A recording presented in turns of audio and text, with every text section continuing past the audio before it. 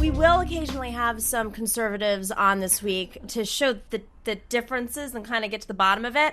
Our next guest is Scottie Nell Hughes. I have known Scottie for several years now. We used to go head to head on cable, on CNN, on Fox News, all the networks, and we developed a rapport. They liked putting us on with each other. She's the host of Views Hughes. That's a tongue twister. I had to practice it a few times. On RT America. She was a former surrogate for Donald Trump. You may remember she was a CNN commentator. They profiled her on SNL, if for those of you who didn't watch her on conservative media. But I was reading her bio, and I didn't even realize this. Scottie, I'm just going to go through it. You were also in the first group of radio talk show hosts that the DoD sent to view the front lines of Operation Enduring Freedom in Iraq and Kuwait, as well as Guantanamo Bay detention facilities in Cuba. I had no idea. Fascinating. Things you learn about each other. You would have thought we would have learned at Nomiki in our little road trip during the blizzard of New Hampshire, but we had lots to talk about in that conversation. We fought the whole time. Well, we did and we did it. I think maybe that's the reason why we've been able to be friends, because of all people on the other side of the aisle, you're one of those that I actually know you actually believe what you're talking about, and you do it from a good soul. It's coming from an honest heart. And that's why I keep beating my head up against the wall going, why hasn't your party recognized what a jewel they have in you and put you in? I mean, I'm glad you're on air, but you really need to be in office because you actually believe it. Unlike what we're seeing in a lot of the Republican Party, and I'm sure exists on the other side, a lot of opportunists. And those are the ones that do the most damage to both of our parties. So that's where we have that mutual respect with each other. We actually believe what we're talking about. Yeah, we believe very different things, but we believe in what we're talking about. So Scottie, are you, I haven't checked in with you in a while, are you still pro-Trump? I am pro-Trump from the perspective that Ronald Reagan said it's the 80-20 rule, 80%. I am pro-Trump, the beliefs, the policies, the administration that he's supposed to stand for, not necessarily for all the people that's within his administration. And there's a big difference of it. Nomiki, you mentioned the whole thing about me going to Iraq because I have seen what a war zone has done.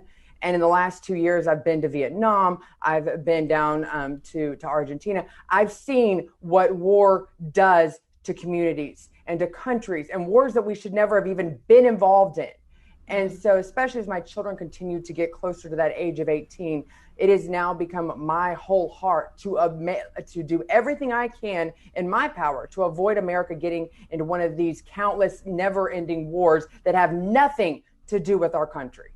So I hear you, and that's one of the reasons I support Bernie Sanders is he is not for intervention, but he also votes against military budgets and expanding military powers and does not want to depend on oil, is all for the divestment movement, and we know how interrelated the production of oil and the financial benefit of much of the Republican Party and the cronies that Donald Trump brought in. And I wouldn't be surprised if his family members are somehow looped into, wouldn't be surprised if that were the case, the dependency on oil. So, I mean, Scottie, how can you be against wars, whatever form that is, and still support a president who has continued to support expanding the military budget, continues to support putting people in positions of power who have been intertwined into the moneyed systems of oil production or expansion, of drilling, like in the Arctic right now? I mean, these are all related. So if you're against war, how can you still be on that side? So let's break it down. Let's look at Afghanistan, where President Trump, when he campaigned in 2016, was to bring all of our military home from Afghanistan. I mean, you literally have children who were born as their dads were being sent off to Afghanistan, now being sent off to Afghanistan. Yeah. President Trump campaigned on that. That was a common issue that I think he was able to speak to all of us in America. And he promised to bring them home. He has tried. Unfortunately, what you're having to see, and this exists both in the Democrats and the Republicans, this military-industrial complex that literally rules Washington, D.C., and it rules within the Secretary of State's office right now, and it rules a lot in the Pentagon. So the problem right now, I agree, in the military budget, there is so much superfluous spending that doesn't actually go to our soldiers. It's kind of like education. If the money was actually going to properly pay those that are in the military for housing and education and make their families' lives better for the sacrifice that they are doing for our country, I'm all for it.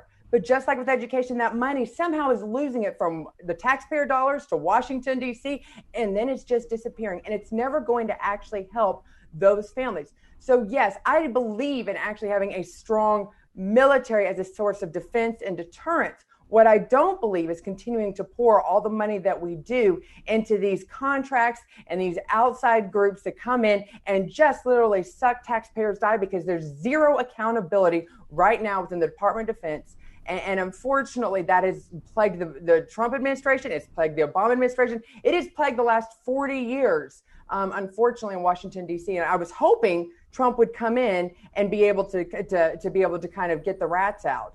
He's tried. I don't think that it's really hard. He's the president. He appoints the Secretary of State. He appoints, right. Every single person is, the buck stops at the presidency. So, Absolutely. There was a report last week that was published about, we want to talk about government waste. There was money that was spent, DOD money went directly to buying off some oligarchs who were buying up houses in Los Angeles, like these big mansions in Beverly Hills.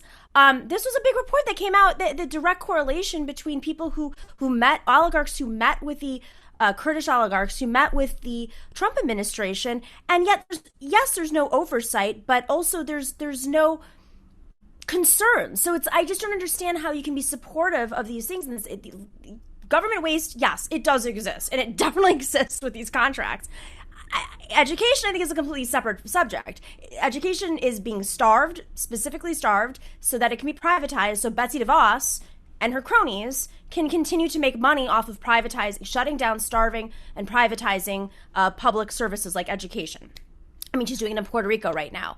It just doesn't make sense to me how one of the fixtures of the Trump administration, I love you, Scottie, but it doesn't make sense how you can continue to support. But I want to talk about the economy for a second, because the economic collapse has incinerated more than 30 million jobs.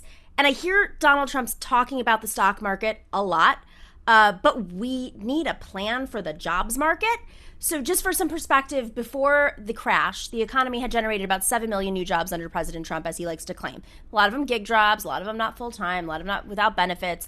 But to put America back on work, we need to better 4 times as many jobs as were created in the entire term of Trump's presidency. So you've covered business. Can you honestly say that Trump has a plan to create 30 million jobs? And if so, where is it? We haven't heard anything. Absolutely, and I agree, it does need to be released. He needs to go into details, but more importantly, once again, the reason why he was able to continue the strong economic recovery and actually put it even more into a fast pace was the fact that he deregulated and allowed these small businesses and businesses to be able to grow. He literally cleared out a lot of the regulations that had been put on business and the taxes that had been put on them. So, once again, you go back to the drawing board. You figure out how we can sit here and take off, and that includes rolling back the employee tax base, and you roll that back. And we do what we can right now to get small business able to open up again. But it's not going to happen, Nomiki, as long as we keep our cities closed down. Scottie, small businesses have been hurting during this new economy. You have monopolies buying up small businesses, absorbing them. That's not true at all. Small businesses have not been growing. And the deregulation means what? So monopolies don't have any oversight and they can exploit workers and work. In New York, for instance, the taxi industry, there's a suicide epidemic because you have Uber and Lyft, who have been completely unregulated, making it so that taxi owners, their entire life's earnings have been devalued to zero. You want to talk about deregulation? It's called the individuals. But let's talk about you. It's interesting you bring up the cabs, because I get it. If it was as simple as one person owning their permit to operate their cab, that would be great. But you know that's not how it's always been. And it's not how it is right now. You actually have it's sort of a version of a mob boss that owns the permits of 10 taxi cabs, and they own the medallions, and it's traded just like it has always been. That's not how it works. Yes, that shouldn't be how it works. But that shouldn't be. Uber drivers are literally making less money than they would have under tax. Every driver is losing, except in the old space. It was a competitive, you want to talk about free market, it was a competitive industry, medallion based, but all drivers were able to earn a living wage and buy houses in Queens, in Brooklyn, in other parts of New York. I mean, that you could have a real working income as an immigrant. Now everything is devalued. Workers are making barely enough to survive, whether you're an Uber worker or not. And of course, it's being concentrated. The money is being concentrated to the top, to the unregulated owners of these industries, with these monopolies who are literally absorbing the ability for small businesses to pay their workers fully, to provide benefits. I mean, a country cannot soar. We cannot have a soaring economy. We cannot rebuild ourselves if we do not make sure that workers have benefits during a pandemic. So the pandemic. There's a difference between, that's the thing, Nomiki, where the left and the progressives believe that should be provided to by the government, that the government should be the civil source. No, I'm saying we need a living wage. The living wage, I mean. Your living wage in New York is different from a living wage in Nashville. That's the difference. It's not $7 it shouldn't be $7 anywhere. I mean, the living wage in New York would be $33. In Nashville, it would be $20. That is but you can't survive right now. Businesses couldn't afford to stay afloat with that. And Miki, come on. That's not true. They couldn't. They can barely survive right now. It's not because of wages, that they're going to have to do $20 a week. Absolutely how they can pay their employees. What we saw underneath the Obama administration is what you were seeing people take down from a full-time employee when they were forced to provide for them health insurance. You saw them being taken down to part-time, and you saw them just hiring more part-time employees. That's why Medicare for All is a great solution. If we could afford it, I agree with you. We can absolutely afford. We can afford your defense budget. You don't want to pay for defense?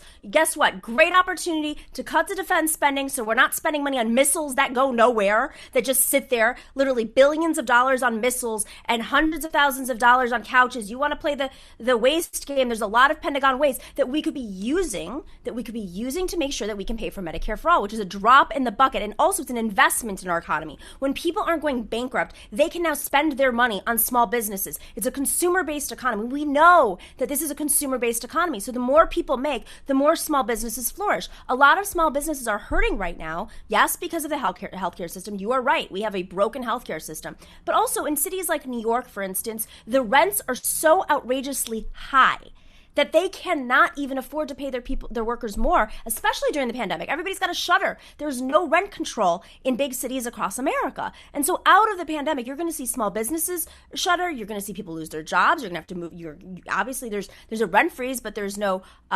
cancellation of rent. So the entire economy is going to shift, if it isn't already, in a second. And I just don't understand how Donald Trump still is not acknowledging the effects of this pandemic. He barely even acknowledges the pandemic in general. Because if he were to acknowledge the pandemic and the death rate of 170,000 Americans, at least, then he would have to acknowledge his part in contributing to the economic collapse. So, I mean, I guess my question is right now, how is he going to address, just before we wrap up, Scottie, how is he going to address the pandemic this week? What do you expect?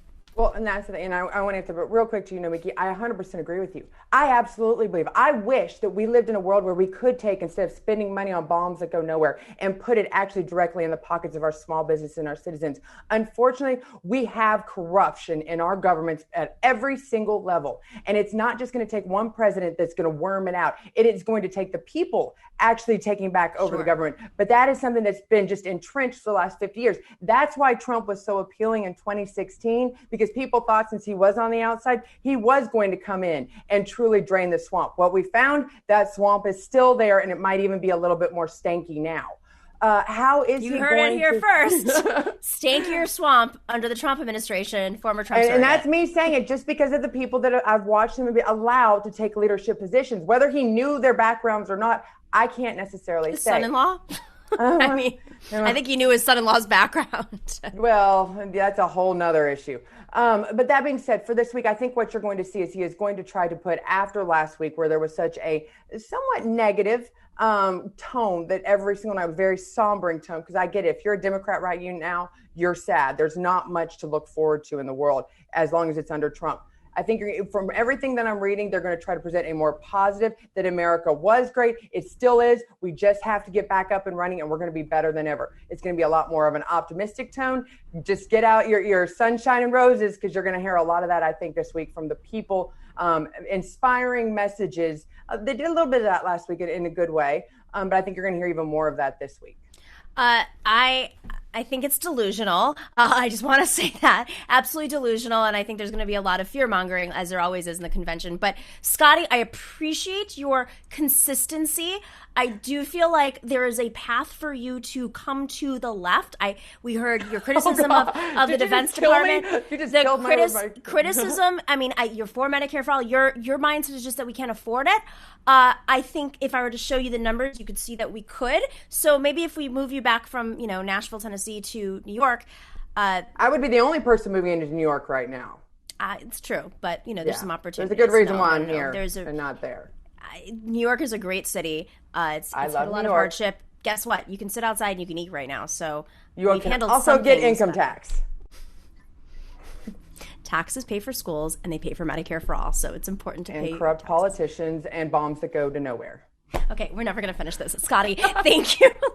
This is why I don't have conservatives on, guys, because it'll just be an hour of victory. I was a good one. We get along. You can handle me. I can handle, that's it. I can laugh with you because I know deep down in your heart, you're actually Democrat. You're actually progressive, actually. That's it. All right, Scottie, thank you for joining Scottie Nell Hughes. She is the host of, I have to say this without jumbling it. Laughing. Host of Views Hughes on RT Network. I didn't even ask you about Putin. How much is he paying you? Next time. All right. Thanks for watching and listening to The Nomiki Show. But remember to click like and subscribe on YouTube, and please share on social media. If you're not already a patron, please join us for as low as $5 a month on patreon.com/The Nomiki Show for early and special content. That investment makes a huge difference. We are not corporate media raking in the dough. It's really you guys that are keeping us going. So please consider being a patron. And to our current patrons, thank you so much. We are incredibly grateful to you. We also now have swag. So check us out on thenomikishow.com to get your mugs, your totes, and your stickers.